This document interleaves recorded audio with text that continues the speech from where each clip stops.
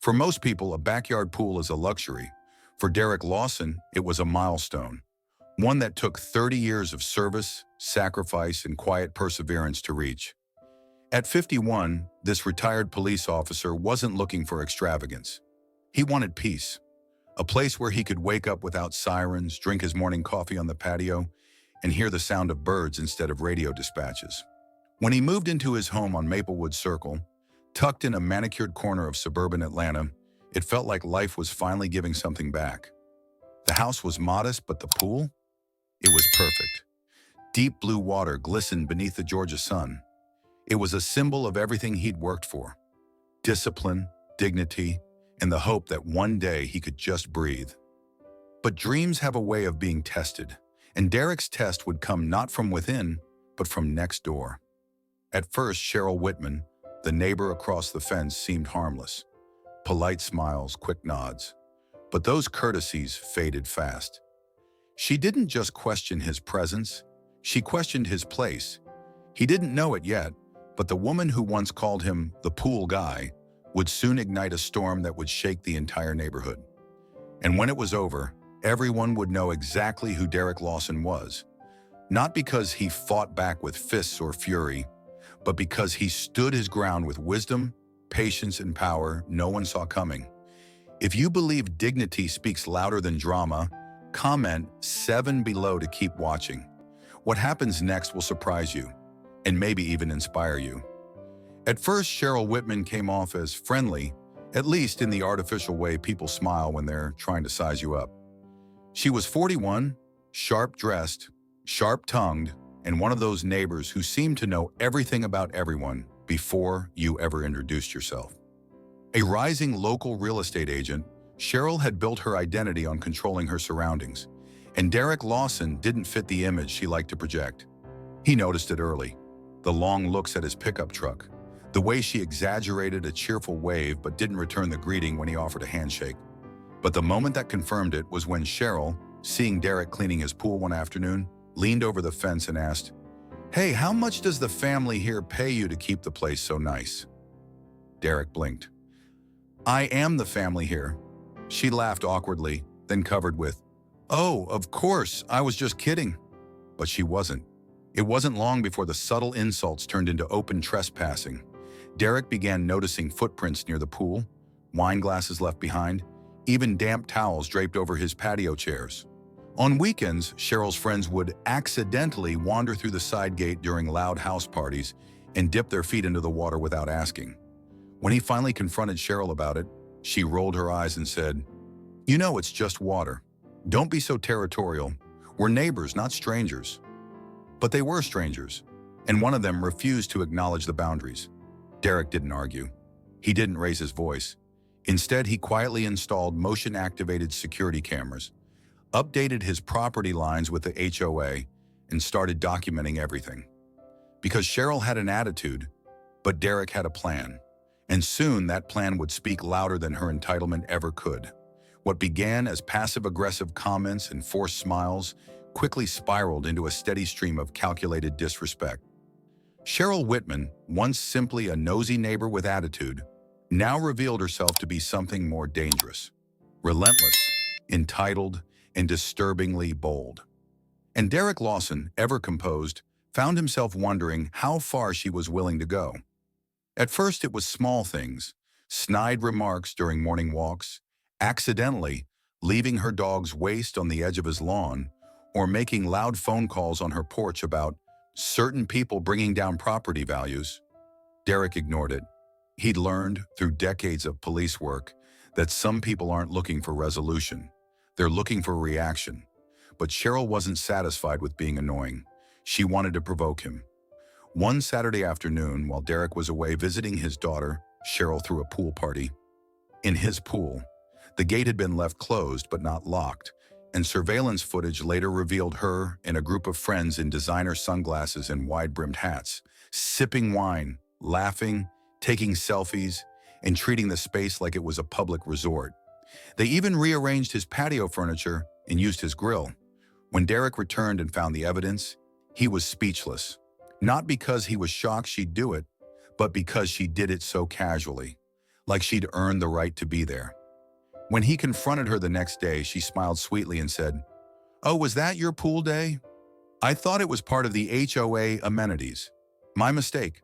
But that mistake was followed by something more sinister. Over the next week, Derek noticed the grass around his fence turning yellow. Then the gardenias along the walkway began to wilt. He had them tested. The results showed traces of herbicide, strong enough to kill plants but not immediately obvious. He filed a report, quietly, thoroughly. Because Derek wasn't impulsive, he was patient. Then came the police visit. It was a sunny afternoon. Smooth jazz floated from the outdoor speakers as Derek trimmed his hedges. Peaceful, until a cruiser pulled up and two officers stepped out. Cheryl had called them, claiming Derek was violating a noise ordinance. The officers were polite but asked the same tired question. "Sir, do you live here?" Derek wiped the sweat from his brow, stepped inside, and returned with a framed copy of his property deed. "Yes," he said, handing it to them. "I live here, I pay the mortgage here, and I host peaceful Sundays here, just like this one." The officers nodded, somewhat sheepishly. They knew the call was exaggerated, but protocol was protocol. After they left, Derek stood at the edge of his lawn, staring at Cheryl's house. She stood behind her curtain, watching, smiling. That smile said it all. This wasn't a misunderstanding. This wasn't neighborly tension. This was a challenge. She wanted him to lash out. She wanted him to yell, to curse, to give her something, anything to validate the picture she was trying to paint. That he didn't belong, that he was a problem. But Derek wasn't going to give her that satisfaction. What she didn't realize was that while she was playing checkers, he was preparing his first move in chess, and when he made it, the whole neighborhood would be watching. Derek Lawson had never been a man of drama. His years as a police officer had taught him that true power didn't come from raising your voice. It came from waiting for the right moment. And after weeks of trespassing, passive-aggressive harassment, property damage, and one too many visits from police called under false pretenses, Derek decided it was time to act. Not with threats, not with anger, but with something far more effective: hospitality. That Monday, he sat at his kitchen table with a notebook and a mug of black coffee, sketching out a plan. On the surface, it was simple: a neighborhood barbecue open to everyone on Maplewood Circle. But beneath that surface, it was the beginning of a carefully calculated counter-move. Not a trap, not revenge. Just the truth, served hot off the grill. He made the guest list deliberately. He invited his old friends from the force, including a retired judge known for his integrity and community outreach. He called in favors from colleagues, veterans, civic leaders, local small business owners, people who carried weight not just in their titles, but in how they were respected. The invitation wasn't flashy, just a warm, handwritten card tucked into each mailbox, signed personally by Derek himself. Even Cheryl got one, not because she deserved it, but because he wanted her to know. This wasn't about exclusion. It was about inclusion, and how she'd placed herself outside of it by choice. In the days leading up to the barbecue, Derek went about his business as usual. He mowed the lawn, cleaned the pool, marinated ribs, but he also checked his cameras, adjusted angles, and quietly upgraded the audio. Every detail mattered. When neighbors passed by and asked about the event, Derek smiled and said, "Just a little get-together, good food, good people, nothing fancy." But inside, he knew this would be more than burgers and baked beans. This would be a turning point, because sometimes the best way to expose the truth isn't by shouting it, it's by inviting people to see it for themselves. Over a plate of brisket and sweet tea, the grill would be hot, the drinks would be cold, and the lesson would be unforgettable. The scent of mesquite smoke and slow-cooked ribs floated through the air like a warm southern hymn. Derek Lawson stood at his grill, tongs in hand, dressed not in uniform but in a pressed linen shirt and a quiet confidence that turned heads. The backyard was alive, filled with laughter, music, folding chairs, and smiling neighbors from every corner of Maplewood Circle. Retired veterans shared stories over sweet tea. Local kids chased one another near the hedges. Even the neighborhood HOA president, who had barely acknowledged Derek before, now stood with a plate piled high, and a smile wider than the lawn.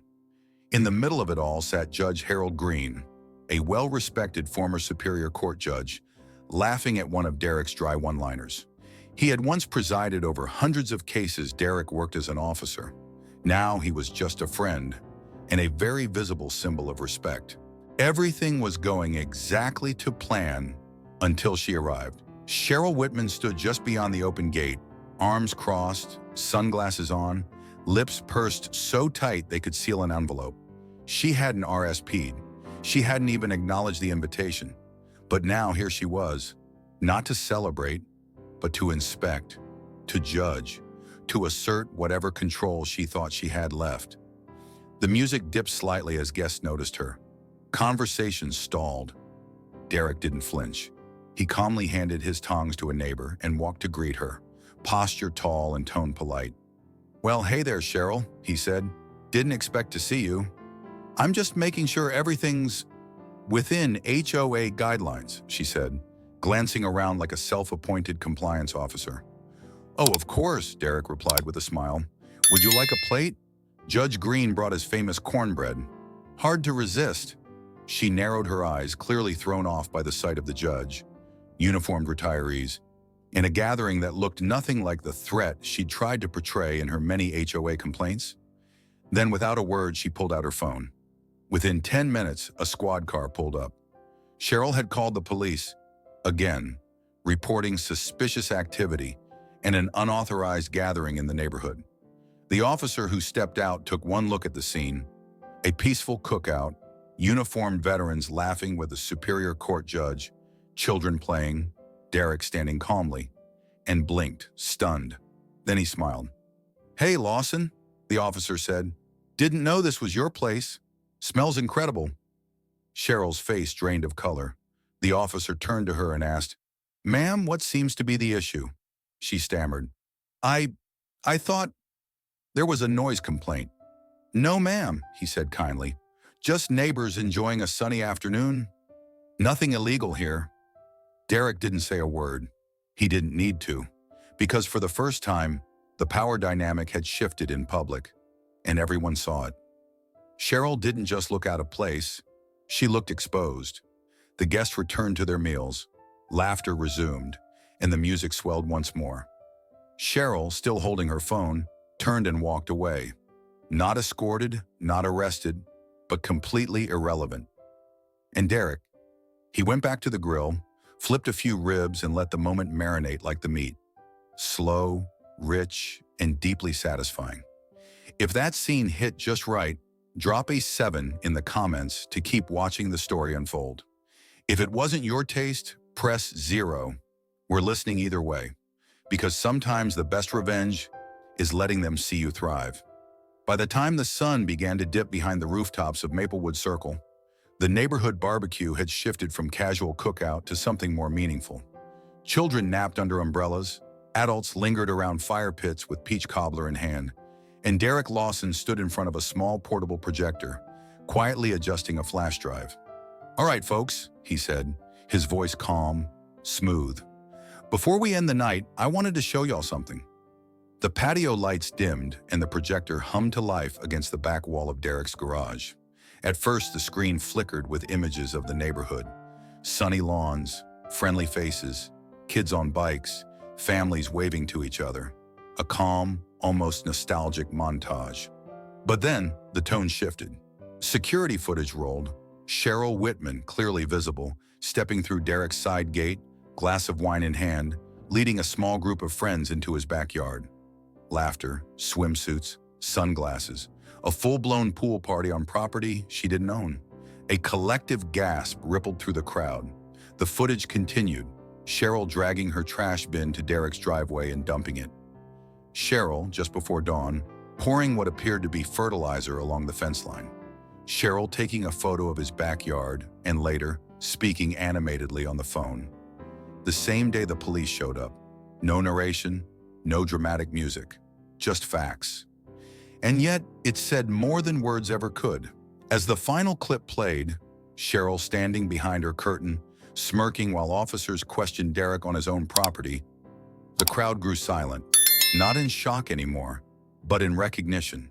They hadn't seen it before, but now they couldn't unsee it. Across the yard, Cheryl stood frozen.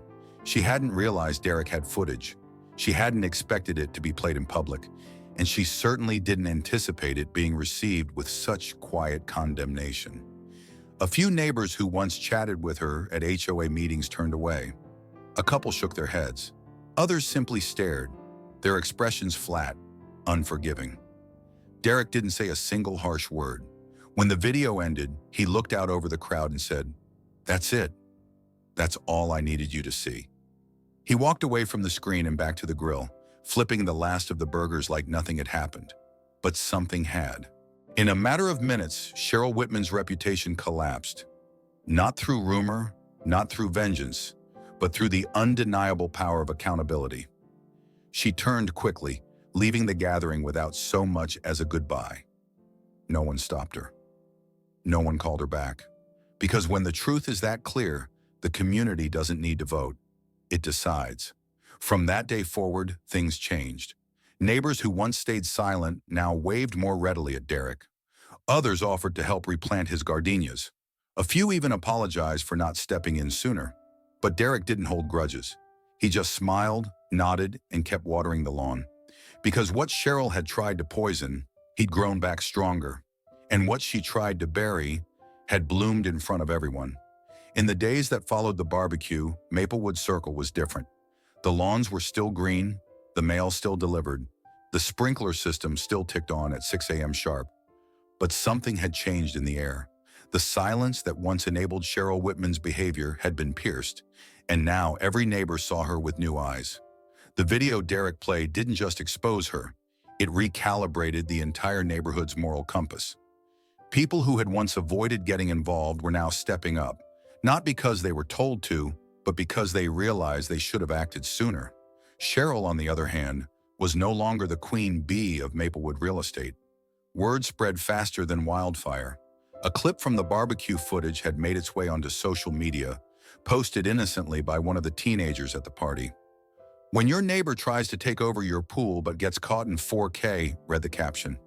Within 48 hours, the video had over 100,000 views and dozens of shares within the local business community. By the following Monday, 2 of Cheryl's clients had canceled their listings, citing conflicts with personal values. A local homeowners forum published a thread titled, "Would you trust someone like this to sell your home?" Her brokerage firm requested a meeting. She was no longer seen as bold or savvy. She was seen as a liability. At home, she tried to pretend nothing had changed. She wore her usual smile walking her dog. But the smiles she received in return had vanished. Whispers followed her like shadows. No one waved. No one lingered at her open house signs anymore. One by one, the bridges she'd built, not from trust but from status, began to collapse. Meanwhile, Derek Lawson remained steady. He still waved to his neighbors, still trimmed his hedges and kept his jazz music low. But now when he waved, people waved back. When he walked into the corner cafe, folks bought him coffee. One of the local kids even asked if he could help mow lawns for extra credit in school.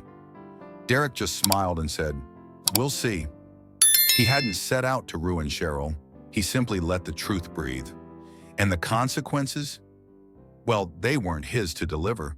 They were the world correcting itself. One quiet moment at a time. It was a Tuesday afternoon, a week after the barbecue, when Derek Lawson heard a soft knock on his door. No one ever used the front entrance. Friends came through the side gate or waved from across the lawn, so the sound felt unfamiliar.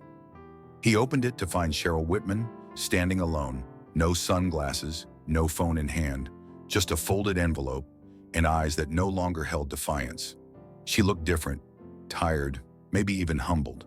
Her perfectly coiffed hair was pulled back in a messy bun. Her voice, when it came, was quieter than he'd ever heard it. "I owe you an apology," she said. "I was wrong. About a lot." She handed him the envelope, a handwritten note. Derek glanced at it but didn't open it. Not yet. He simply looked at her, waiting. "I let pride get in the way. I was territorial, rude, and, honestly, afraid of losing control of something that was never mine to begin with." She paused. "I'm sorry, Derek." For a long second, he said nothing. Then, with the calm that had always defined him, he replied, "Thank you. Not forgiveness, not friendship, just acknowledgement." That was enough. Cheryl nodded, turned, and walked back down the path. No dramatic exit, no tearful breakdown. Just a woman facing the consequences of her own reflection. Derek closed the door, placed the envelope on the hallway table, and returned to the kitchen where his tea was still warm. He didn't need vengeance. He didn't need a scene. He had something better: peace. And sometimes the most unexpected apology is the one that asks for nothing in return. Something subtle began to shift in Maplewood Circle.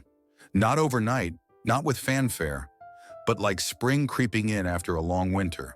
The sidewalks felt warmer, the smiles more sincere. The same neighbors who once looked the other way, when Derek Lawson walked by, now stopped to chat, to wave, to ask how his gardenias were doing. And Derek, true to form, responded with kindness, not bitterness.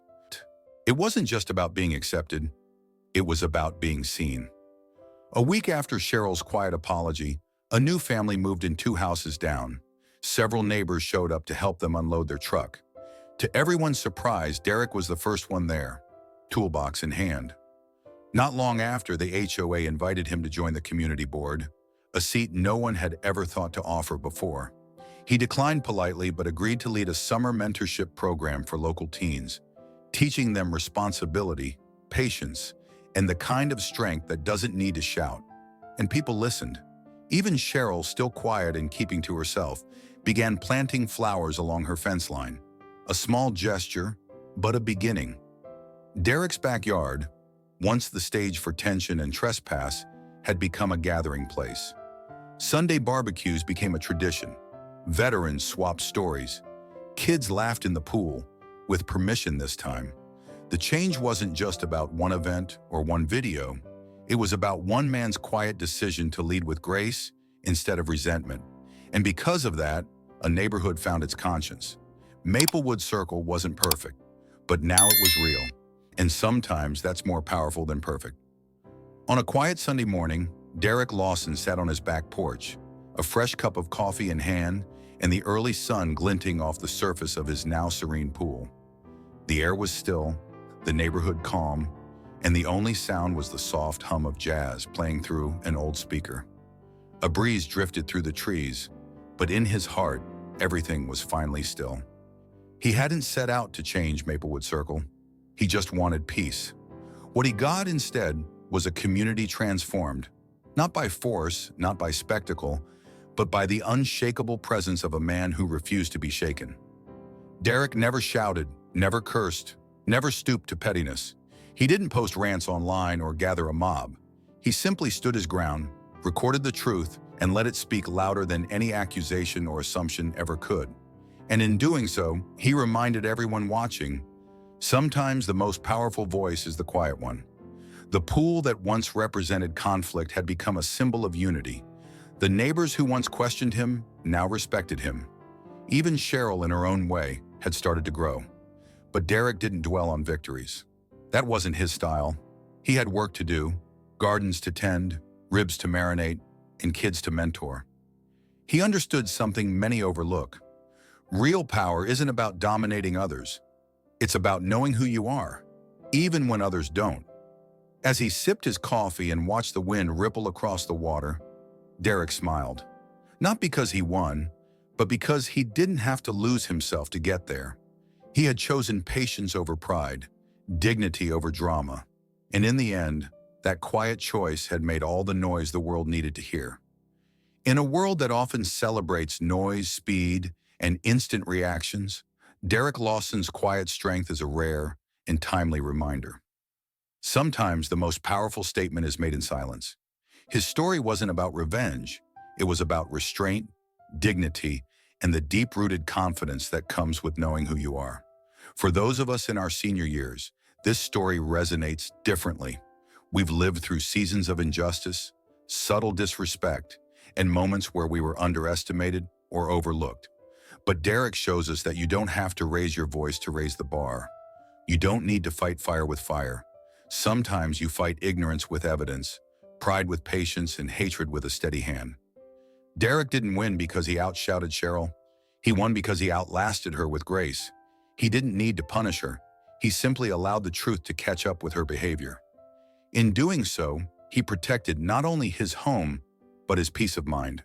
His story reminds us that character still matters, that choosing integrity, even when it's hard, creates ripples far beyond one person's yard. Neighbors began to change, a community began to reflect, and all because one man chose self-respect over spectacle. For older adults, this is more than a story. It's a blueprint. You are never too old to lead by example. Your calm presence, your long-earned wisdom, your unwillingness to be provoked, that's power. And when younger generations see it in action, they learn how to carry themselves too. If you believe in the quiet strength of dignity, press 7 in the comments to let us know you're here. If this message touched you, share the video with someone younger who may need this reminder. And don't forget to follow us for more inspiring stories that prove grace is still the greatest strength of all.